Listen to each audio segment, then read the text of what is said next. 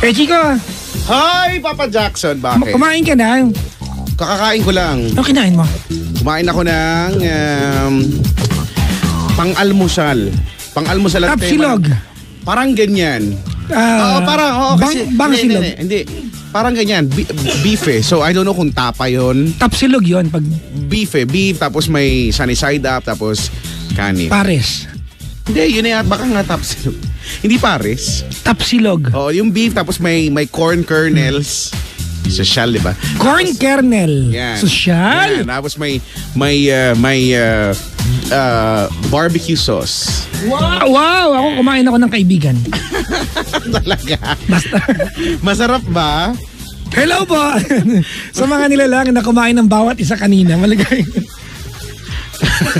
maligayang pakikinig po sa inyo lahat. Kamusta? Bakit hindi, di ba? Marami, isa ba kumakain ngayon? Kasi yung iba ganito oras kumakain. Papayag naman yung kaibigan mo, di sige na. Oo, bakit naman, di ba? Bakit naman hindi? So, kung ano man ang kinakain mo, no? Or sino man ang kasama mo sa pagkain. Sige lang ha, i-enjoy nyo lang yan. Kasi alam mo may mga pagkakataon kasi na kumakain ka, nabusog ka lang pero hindi ka talaga nag-enjoy. May ganyan ah. Nabusog ka pero hindi ka nag-enjoy. Yung may hinahanap ka na lasa pero busog ka na. Pero parang may kulang. Nangyari sa akin kanina madaling araw yan. Ha? Nangyari sa akin kanina. So anong... Kumain ako ng mami. Okay. Dahil hindi ako makain ng karne, naghanap ako ng, di ba, may ibang mga broth yan, di ba? May broth ng laksa, may seafoods, ganyan. So kumain ako ng basta namili ako ng seafood na broth. Okay. Walang lasa. Seafood? Mahal-mahal pa naman. Basta sa casino area. O di dapat masarap. Uy, hindi totoo yan. Hindi lahat ng mamahaling pagkain masarap. Hindi nga, pero dapat nga. Kasi dapat. diba, dahil para ma-justify naman yung presyo doon sa lasa. At least, minsan kung hindi man marami yung serving, diba? Wala nga dapat sana man lang masarap, no? Kasi yung mga mura nga masasarap eh. Actually, minsan masarap pa yung mga mura eh. Totoo yan. Parang, diba, may kanya-kanya tayong paborito, halimbawa sa pizza. Pero, minsan babalik ka dun sa basic. Alam mo yung... Hawaiian. Oh, hindi. Well, Hawaiian, pero yung... Alam mo yung ano lang, yung masabi-sabi lang, yung ang kapal nung crust. O yung dumaan lang sa kanto. Diba? Yung tasty lang talaga. Minsan gusto ko talaga yan. Yung... Di ba meron yan sa atin dati malapit yung binibilan natin? Mura lang. Yung... Patrick's. Oo. Ano ba yung pangalan? Pangalan ng babae pa, Patricia. Patricia's Pizza, ganyan. Ganyan. Oo, yung parang wala pang oven. Tapos di ba may kita mo yan dati, kalan. Tapos di ba double burner. Tapos doon sa burner, mayroong nilalagay na bakal na square-ish. Tapos doon iluluto. Yun, tapos may mga ganong simplihan lang. Tapos masasarap pa. Ewan ko, minsan babalik ka dun sa hanapin mo yun eh. Ang lasa lang itinapay tsaka ketchup lang talaga. Yan, yung cheese parang nahiya lang siya. Parang sige na nga, lagyan na natin, gano'n, di ba? Lagyan mo yung cheese lang. Di ba yung shredded na cheese? Oo. Makikita mo talaga yung hibla, di ba? Bibilangin mo yung hibla, yung ganyan, yung dito lang may cheese. Ganyan, tapos parang halos ketchup, no? Pero ewan ko, for some reason, mamimiss mo yung lasa ng gano'n, no? Yung mga mura lang pero masarap. Lalo na kung kasama mo kakain yung mahal mo sa buhay. Yan, oo. Lalong sumasarap. Kasi, di ba, lalong sumasarap. Minsan tititigan mo lang siya. Yan. Tapos, hindi siya kumakain, ikaw nakatitig sa kanya. Nakatitig sa kanya. Tapos nakakiti ka, ganyan. Tapos nakangalumbaba ka. Tapos, pag kakagat na siya, habang siya sarap na sarap, sabihin mo, sarap, no? Ganyan. Ay, nako. Ay, batiin natin lahat ng mga lahat ng mga nila na kumakain kasama kanilang mahal sa buhay. Yan. Yung mga hindi kailangan na mamahaling pagkain para mag-enjoy. Totoo yan. Napakasimple lang naman talaga nung ulam, pero nagiging moments, nagiging treasure yung mga yung mga sandali dahil, diba, may napag-usapan silang maganda o kaya hindi na napansin yung ulam, napansin na yung... Pero ang pinakamasarap na ulam kay Chico yung pinag-aagawan, no? Yung talaga yung nagkaubusan. Kasi may mga pamilyang ganyan. Sa amin ganyan. Talaga? Kaya masarap kumain sa bahay kasi nga nag-aagawan yung mga tao. Minsan nga may sigawan pa eh. Uy, sobrang naman kayo. Hindi yung sigawan na nag-aaway. Yung, alam mo yung yung Sobra. Alam mo yung masigawan. Alam mo yung sigaw na yung out of excitement na para basta para mga bata na nag-uuunahan, may hiyaw yon, may hiyawan pang ganyan. Ano yung ulam sa inyo na pinag-aagawan niyo palagi? Hindi ulam usually yan kapag nag-uuwi ako ng mga pizza. Yan. Talaga? Yan. So alam niyo na, yung mga dadalaw po dito ha. Pizza. Kung anong bibigyan niyo kay Chico para mag-agawan sa bahay nila. Yun yung mga gustong-gusto na ganun. Ewan ko ba, mga mukhang pizza. Kaya nga, yung last time nga nagpa-deliver ang Kuya mo Checo, no? Nagpa-deliver kasi may malapit dun sa amin May nakaluwag-luwag ka. At saka naalala ko, meron akong naalala mo nung una tayong lumabas, nag-pizza tayo. Oo, tama. Tapos, basta nakakuha ng card. So dahil hindi nyo alam, kinanya ko na yung card. Talaga? So sa akin na nakapangalan nakapangalan yung card. So wala na kayo nagawa, so akin na yun, no? So naalala ko, oo nga, mayroon pala akong ganun. May take one. May take one, di ba? May free, Tapos may pa-soft drinks pa si Mayor sa ganun, di ba? So yun nga, di dalawa, di saya-saya, di busog ang bayan, no? Pag busog ang sambayanan, umuunlad ang bayan natin kaya ganyan ha. Ay naka. Hello pa mga pangga, maligayang pakikinig po. Kumain na po kayo dahil magkakaroon po ngayon ng programa ang gabi na. Umaga na. At kapag nakinig hanggang mamaya mawalang kayo ng gana, kaya kumain na kayo. Correct. Para habaan nyo na. Unahin nyo na yung pagkain. Oo, dahil mamaya wala na kayong gana. Mawawalan na kayo ng time, wala na lahat. Kamusta ang isang buong linggo mo kay Chico? Ang isang buong linggo ko ay okay lang. Ang bilis lumipas, no? Nabilisan ako dun sa paglipas nung isang buong linggo. Talaga? Actually, ang bilis, no? Friday, di ba? Lalo pa't nagkaroon ng holiday. Uy, actually, Kuya Chico, ang daming ngayon hindi pa nagbabalik sa trabaho. Kasi di ba, hindi pa makamove on. Ang All Saints Day tsaka ang All Souls Day ay naipit sa kalagitnaan ng linggo kung saan may bakasyon. Correct. Di ba diniretso na nila? Hindi, akala ko, yun nga, marami din ang, ano ba ngayon? Anong Friday? Hindi, anong date ngayon? Atres, kahapon lang yun, di ba? So yung Ados, kahapon, marami ang nalito. Kung bakasyon. Medyo, isa na rin ako dun medyo dahil... Bakasyon ba kahapon? Hindi, yung dineclare para sa next year pa. Talaga? 2018. Bakit ka lang i-declare ngayong taon na to? Hindi ko alam. Alam ko, di ba? Sa next year pa yung kasama ni November 2. At for this year, hindi pa. Hindi. So, kaya... Basta, medyo na late-ish din ako noon dahil sabi ko, kasi in-expect ko, holiday. So paglabas ko ng kakalsadahan, bakit ang dami? Pero maraming Pinoy ang ang sinamantala diretso na yan. Hanggang Sunday pa nakabakasyon. Pero naman Pinoy, di ba?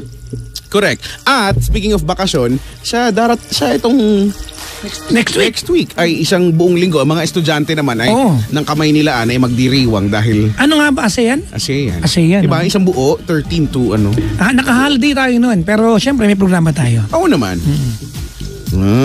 Lagi naman kailan ba wala? Kaya nga, gano'n naman. Ang magiging bonus sa ating maluwag ang kalsada pagpasok. Totoo, ang saya-saya kaya. Ang saya-saya kapag ganyan, yung... Di ba, babiyahe ka, tapos ala kang kaagaw, yung... At ang bukang bibig mo, sana ganito lagi, no? Correct. Habang nag-drive ka. Ako, ganun din, promise, ganun talaga. Yun yung una ko masasabi, sana ganito lagi. Sana araw-araw ganito. Para kang, halimbawa, para kang wala sa EDSA, ganyan Parang hindi to EDSA, parang ganun yung dating. Malapit lang ang buong Maynila kapag walang traffic Dati nga, di ba, sabi ko nga sa'yo, dati naniniwala ako na napakalayo ng Ortigas. Kasi feeling ko lang. Dahil, dati nung sa kabila kasi pa tayo.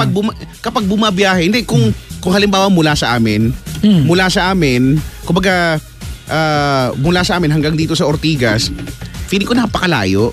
Pero yung biyahe lang pala yung matagal. Actually. Pero 'di ba, tapos 'di ba dati uwian din naman ako mula sa amin doon sa pinanggalingan natin. Pareho lang kasi nireset ko yung odometer pareho lang. So yung kilometro ng tinakbo ko mula doon sa bahay hanggang doon sa pinanggalingan natin and mula sa bahay hanggang dito, pareho lang talaga. Siguro may difference lang ng ilang kilometers, 1, 2, 3 kilometers, mga ganyan lang. So traffic lang talaga. Traffic lang. Kaya nga, di ba umaga. So na-realize ko na ang lapit lang pala nito Ortigas. Dahil nung pag bumabiyahe na ako ng umaga, sabi ko, ay malapit, mabilis lang pala. Hindi, mabilis ka lang patakbo. Hindi. Hoy, hindi. Grabe. Yung kotse mo ginagawa mong Ferrari. Baka judger. Akala ko kasi Innova lang yung Ferrari pala yun. Di ba? Baka special edition yung napunta sa akin. Hindi ko alam.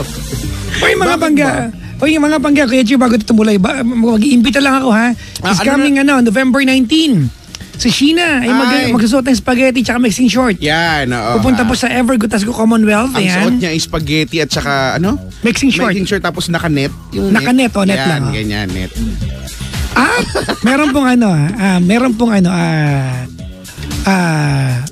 may Tropanga Mall Show. Yan, kung saan nandyan si Glyza De Castro. Actually, si Sheena ang pupuntahan ko. Oo, si Sheena talaga. Kumaga, syempre, bonus na nandun si Glyza De Castro. So, napakaganda si Miss Glyza De Castro. Oo, no. Gusto ko pumunta para mapicture kay Miss Glyza Correct. Galing, no? Magkamukha talaga sila ni, Hawig, no? Magkahawig talaga sila ni... Huwag nang sabihin kasi ayaw nilang ganyan. Ayaw ba nila? Ayaw nila, magagalit sila. Sige na nga. Basta nagkakaintindihan tayo. Talaga ba? Hindi ko alam Baka mamaya di may issue, di ba? Oo, di ba? Bilang hindi talaga ako mahilig sa mga showbiz kaya. Pero kayo hindi nag-aano. Actually, naglayo sila ng image. Dati kasi talaga nag-uumpisa. At saka talaga? Oo, hindi ko alam. Wala talaga akong alam. Sila. Pag nakakita ka ng picture, parang, sino ba to? Oo, no? Parang... And then they belong to the same network pa dati. Correct. Pag hindi mo alam, pag hindi mo, iisipin mo, kapatid, ganyan, or... Anyway. Parang si Thor. Tsaka si Brad Pitt, akala ko isang tao lang dati. Magkamukha. Akala ko si Brad Pitt dati yung si Thor Ibang diba? Brad Pitt yung naiisip ko. Nang pala si Piolo pala yun. Sorry. Cute. Speaking of Thor, hindi ko pa napapanood yung... Napanood ko na. Thor Ragnarok. Oo, nag-bold siya, The Hulk. Huh? Oo, kulay green din, grabe. Talaga? Nag-bold siya, Brad. Talaga? Ay, grabe. Nakita... nawarak yung short? Hindi, basta... Diba? Pag lumalaki siya, hindi naman nawawarak yung short. Naliligo siya sa bathtub. Tapos lumaki siya. Tapos may tinanong si Thor. Tapos tumayo siya para ituro. Naglakad siya. Kaswalan lang. Kaswalan lang. Talaga? Nakita yung tortang talong. May okra, no? Kasi green. Ano kaya, no? Pero syempre, hindi naman siya Hulk nung naliligo siya. Hulk siya, Hulk. Hindi mo siya mapapaligo. Hulk. Oo, green siya. Kalmado siya nasa bathtub. Oo. Pwede ba yun? Oo. Di ba dapat napanood nyo ba? Oo. Cute, actually comedy. Talaga? Highly recommended. Sa lahat ng Avengers na napanood ko, this is the best. Talaga? Yun na-enjoy ko talaga. Comedy. Baka di mo naman napanood yung iba, kaya mo ganyan actually. kaya ganyan. Ngayon lang ako nagka-budget. Tingnan mo? Hindi kasi nung panahon na, di ba, nung last week, itong week na dumaan, di ba, habang kasagsagan yung Thor, halos lahat ay Thor, ang pinili kong pinanood ay ang mga pelikulang sariling atin. Basta may Q Cinema International Film Festival. At yun yung mga pinagpapanood. Actually, balak ko rin kaya lang siyempre sa bahay tayong bata, di ba? Kaya nga, hindi. Pero gusto ko rin siyempre panoorin dahil, gusto ko rin naman yung mga ganyan. Pero mas gusto ko talaga nanonood ng mga indie-ish films talaga. Ewan ko. Hindi na nga indie gaano mga indie. Kasi yung mga... mapansin mo, indie yung treatment, kunyari pero may budget. Mainstream yung alam mong maganda yung ilaw, diba? alam mong maganda yung... Pag sinabi kasing indie, di ba? Dapat yung mga mainstream, wala dapat dun. Yung treatment na lang, ginagawa nilang indie. So for example, kung nasa street sila, kung anong mahagip na tunog, yun na yun. Di ba? Dati nga It was just another excuse, di ba? Yung indie nga, di ba? Yung programa mo, nasa kabila pa tayo, yun yung maririnig mo sa background. Actually. Di ba? Hindi, alam ko ang indie kasi... Ano nga to? Na nag-umpisa ang indie film, kaya Chico, nag-acting pa ako sa isang indie film. Pero part ako ng indie. Talaga? Ano ka doon? Basta, ayaw ko sabihin eh. Kasi makikita nyo, gumanap akong pare. Alam ko yung treatment ng indie, Kasama kasi Miss Valerie Concepcion tsaka si Lloyd. Alam ko yan. Lloyd Zaragoza. Alam ko pinakita mo yan dati eh. Actually, nag-audition ako bilang rapist. Talaga? Ginawa kong pare. Sabi ko, ang layo ng karakter Baka para magbago ka na daw. Wow thank you Kasi di ba? Sa rapist talaga ako, Brad. Langya ka. Di ba? Ako, hindi ko alam. Hindi ko naman plano maging artista, pero alam mo, asaya kaya. Sa mga ganyan tipo ng film yung mga, di ba ako yung tipo nasa kanto lang, di ba, ganyan. Pag dumaan ka, babatiin lang kita, yun lang. Pero tama yung sinabi mo na, dati ang indie, di ba parang walang gaanong post-production? Wala. Kung ano yung natural sound, Yun di ba? Kung ano yung mahagip nga. It is more about the story, not cinematography. Correct. Di ba? Yun ang pagkakala mo sa indie. Yung while you are watching it, mararamdaman mo na parang andun ka lang. Ito yung totoong buhay. Kasi syempre yung mga mainstream, alam naman natin. Hindi minake-upan yung artista, pawis siya, kung ano yung tsura. Ano talaga, di ba? Pagka-shoot doon sa kalye, may aso talaga. Di ba? May nagkwento ko, yung pinagkwentuhan yun talaga yun. Parang para project ng estudyante. Totoo. Ganun yung dati. Maayos lang nga. So, kasi yun yung, for me, I think yun yung sumasalamin talaga sa kung ano yung nangyayari sa realidad. Para, nanood ka lang ng sine, pero para ka lumabas lang ng kali. Ayan. Pinanood mo, parang ganyan. Pero, sa mental institution namin ginawa dati. Mandaluyong. Talaga? Kaya nakapasok na ako doon. Hindi pa rin ako Kahit wala akong plano. Doon ko na, hindi, baka pasok kita mamaya. Gusto ko na ba? After ng show. Wala lang, kasi curious lang ako doon. Doon ko nalaman na ang pink na dingding pala nakakatulong para kumalma ang tao. Talaga? Pink na dingding talaga? Yeah. Hindi ba puti? Pink. Talaga? Has something to do with sanity. Kasi nung pagpunta ko, kumalma ako eh. Alam mo na. Baka... gusto ko rin malaman kung kakalma ka ba. Sige nga, try natin. Paano pag hindi kumalma? Alam mo na, ako lang yung... Oo. So pag hindi kumalma, di malala ako ganun. Nung hindi ako kumalma, lalo ako nagwala, no? Tsaka akala ko dati, pagdating mo doon, hindi mo sila makakausap. Pero may mga levels. May mga pasyente ron na sila na yung worker, sila nagpapakain. Yung okay na ulit, yung kulang na lang papalabasin na sila kung ano. Part yun ng training nila para makalabas. Hello po ha, may mga bahay sa loob. May mga nakatira. Sabihin malaking compound. Malaking compound siya. Hello po sa mga, alam mo, mga unsung heroes yung mga nurses dyan saka mga doktor. Ay oo, may mga kwento dati na mahirap daw talaga. Yung mga kasi diba, may mga kaklase ako, may mga tropa ako, mga nurse, at yung iba mag-OJT, di ba? Minsan hindi ko alam kung anong tawag doon. Basta yun, andun sila, mahirap daw talaga. Talaga? Na-experience nyo ba yan? Galing ka doon. May mga nagkaroon ng Facebook Live mamaya po sa second talk set po namin. Babati lang ako Kuya Chico, si Dennis, nag-aantabay siya ngayon. Si Dennis Francisco, nga lagi nakikinig. Sa umaga nakikinig yan ngayon. Pauwi ng Bulacan. Mag-ingat, lagi nasa biyahe yan pag nakikinig yan, ibig sabihin. Si Chester Terogo ay mag-birthday sa Linggo.